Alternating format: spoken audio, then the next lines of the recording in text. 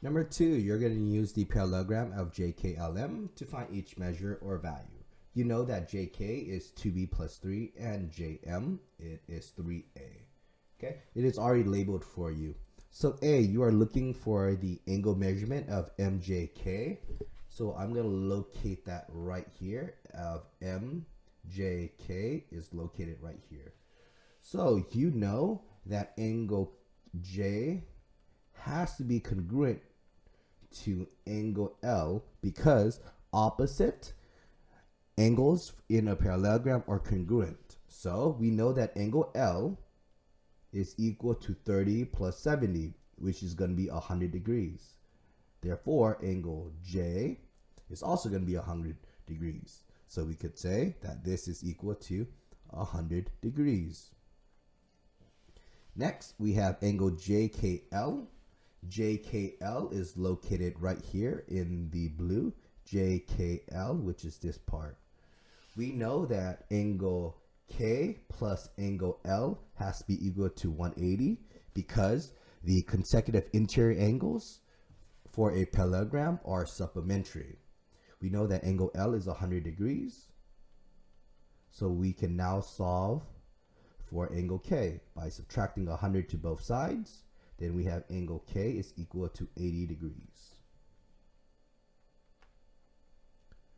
Then we have, what is the value of A? Well, we know that we notice that JM is congruent to line KL because the opposite pairs are congruent for the sides. So JM has 3A and KL is 21. If we divide 3 to both sides, we get A is equal to 7. So A is equal to 7. All right. I did A, C, and E first. All right.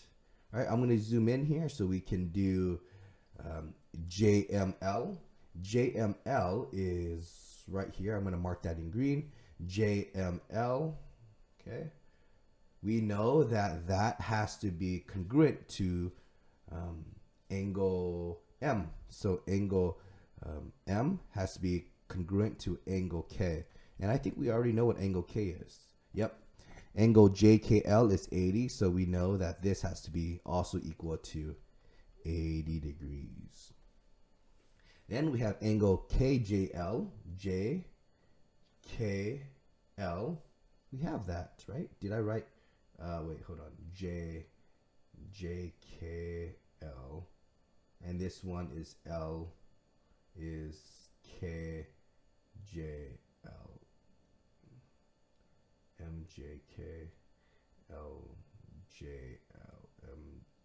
oh KJL. Oh, KJL is right here. KJL is this part. Okay, they're just looking for this part. So we know this is 30, so it's going to tell you about this opposite one. So that's also going to be 30. So angle KJL, it is 30 degrees. And we want to find a value for angle B. Let's set up the equation. We know that line JK is going to be congruent to line ML. JK, it is 2B plus 3. And ML, it is 45. So now we can solve for B. Let's subtract 3 to both sides. This gets you 2B equals to 42. Divide by 2. Divide by 2. This gets you B is equal to 21. All right. So there you go. That is how you solve for different values given a parallelogram.